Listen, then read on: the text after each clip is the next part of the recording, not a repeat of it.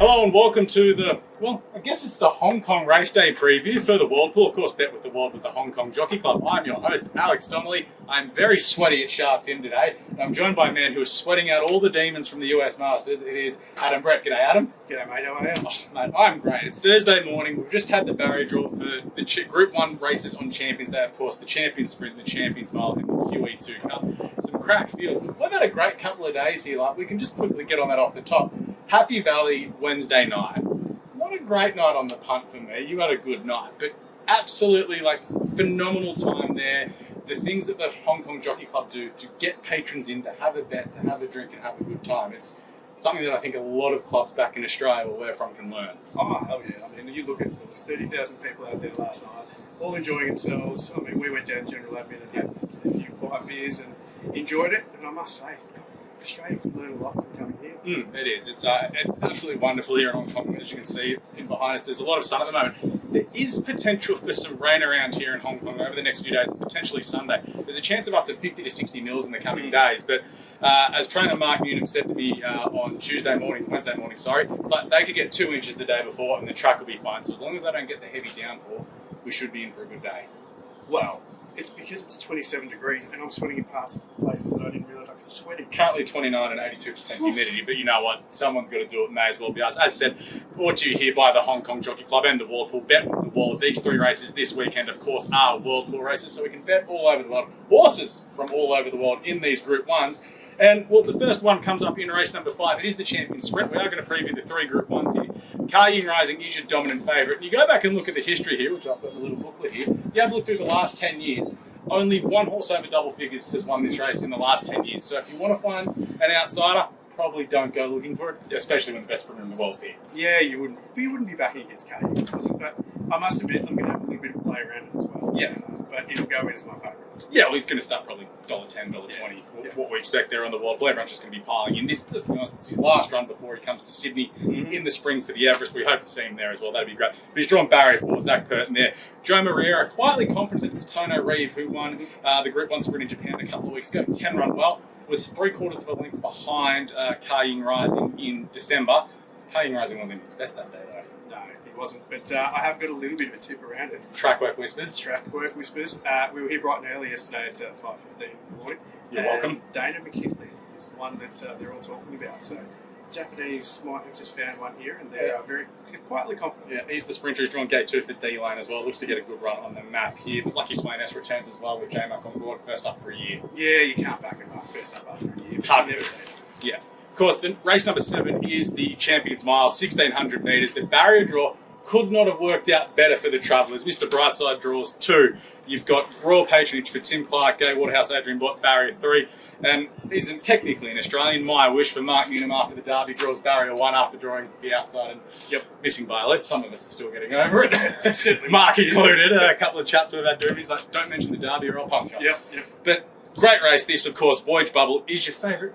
He's drawn gate 10, so J-Mac's going to have to be on his game here. And there was some nervous moments down there before, wasn't there? Yeah. Barrier draw. I sit there watching the Hayes boys. Yeah. And they were sitting there just waiting. And they were the last ones that got the barrier draw. Well, they knew pretty early. They were pretty happy going, this draw's going to be good for us as well. But favourites also have a good record in this. Of course, Golden 60 won it 3 years in a row. A bit of an upset last year when he was knocked off. But good horses win this race. Maurice won it a couple of times as well. And he's one of the best horses I've ever seen. But who are you going with in this race? Voyage Bubble is definitely going to start favourite. Yeah, Voyage Bubble for me is probably going to be what we're looking at. Yep. I do like My Wish though, and I was talking to Mark. I can say he's quietly confident that they're going to put up a good show. Yeah. I'd love to see Brightside Patronage run pretty well though. So I'm going to play around those 4. Yeah, I'm going to do it. I reckon My Wish can win this from barrier 1. He gets the reverse barrier draw, drawing outside to inside here. But the thing is, he's not going to be dictated to now. At least Mark and Luke Ferraris can come up with a plan from the gate. The plan is, all right, just follow Mr. Brightside everywhere and you're going to be taken well into the race there because Royal Patronage will roll forward into the race. There's a bit of speed there with Cheng Cheng Glory as well. But just follow Mr. Brightside everywhere and you're probably going to be in the right part of the race. 100%. You know, let's not sleep on Royal Patronage. No. Winning in 3 different continents is pretty second in the impressive. broadcaster. So let's back that a little bit as well. Yeah. But yeah, I'm with you. I reckon we're going to get some decent odds on Saturday on My Wish because I reckon there'll be good money for Brightside, Royal Patronage as well. But Voyage Bubble will probably start odds on as well. But it is a cracking race. The only concern I have is Brightside does look like it's pushing a bit away. Looks skinny. Yeah, it looked a bit skinny, so I'm not sure that it's come up as well as they would have liked. The team seem happy, but you're not going to outwardly say he hasn't travelled well, have you? No, you're not. We watched him yesterday, this morning, and just looked a little underway. Okay, we get to race number 8, which is the FWD QE2 Cup. Of course, FWD sponsor all of these races. You can see the sponsorships everywhere when you come in here. On our hats. Lovely hats as well. Tell you what, they are good hats as well. This is a great race. This is a truly international race because you've got Liberty Island turning up from Dubai. You've got Goliath coming over, having his first start for the season. King George winner last year. El Vencedor comes across after winning every race in New Zealand, humanly possible. Prognosis ran in the Cox Plate last year, gets J-Mac. Tassatira, of course, is the Tokyo Derby winner of last year as well, gets D-Lane. Cat Ferrat, the Hong Kong Derby winner, and Ruby Lot, who won the Classic Cup as well. So you're basically saying anything can win this? Yeah, pretty much, yeah.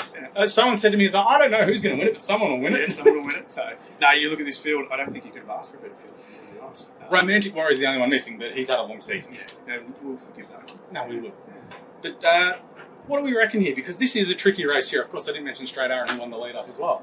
Yeah, I've gone Straight Aaron. Yep. But I do like Straight Aaron. But this one is wide open. Yeah. You could have thrown in a few others. We're talking track work this morning. Goliath looked pretty impressive.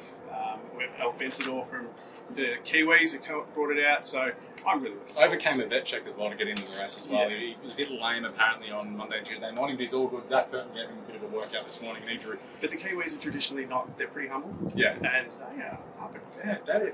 Their price, let's go. Yeah, I'm all for it. They weren't even just backing down. I was like, no, we're here to win. Winning is what we do. We did forget to mention the absolute scenes that are going to happen just behind us there, and that's the little parade ring or the winner's ring. If Mr. Brightside happens to win this race on Sunday, they're going to go wild. We'll get down there and enjoy it. We'll try and find a way in there. We've got some sort of way. But so you're looking at Straight Aaron winning this. He's drawn perfectly in game 5, so you can just let it all unfold in front of him again. 2,000 metres is up his alley as well, and he's a winner. Well, just steer clear of trouble and then run over him at the end. So like the last race. Where we go. Yeah, Galaxy Patch won't be falling over everything in front of him. He's drawn awkwardly. The barrier draw did knock my confidence a little bit, but Tatsira for D-Lane and Horry, he's a good horse. He's just a good horse. He needs a bit of luck to go his way, I know, but I've seen him the last couple of mornings here. He looks awesome, and I know the Japanese horses always look really well, but this colt by Satono Crown, he looks great, and I'm not falling into the prognosis trap again.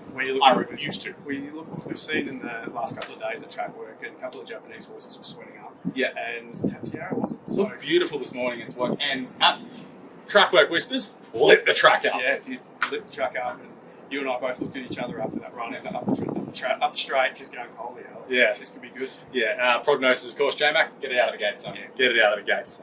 Goliath, funky action, but he looks really well. Does look well. Weird place to start off his season. Yeah, he could have run in France on Saturday. That's right. So I'm intrigued. So next week. First up, but they're here to win. There's everything. John Stewart's here to travel the world, mate. Yeah, so I'm intrigued to see how it goes. Yeah, okay. Well, I can't wait. I can't wait for this race. I can't wait for all of them, to be honest. Of course, head to punters.com.au. The write-up will be there, of course, from our man Adam Cusworth, who does all the write-ups at the moment. We do get the selections from all the media members here. Tom Wood last night found a 30-1 winner. Yeah, no, didn't give it to us earlier. We had it third and we forgot to back it. That was our problem. But anyway, you know what? It's pretty hot. Let's go get a cold drink and basically enjoy the next couple of days. Of course, make sure you do head to everything, of course, going up across punters.com.au throughout the whole weekend. Of course, a whole host of racing as well. Hold on tickets is up right now. The boys are holding down the fort for us. But you know what? Big thanks to our friends at the Hong Kong Jockey Club and the World Pool. Make sure you bet with the world in the Hong Kong Jockey Club and the World Pool. And we will catch you later on the next World Pool preview.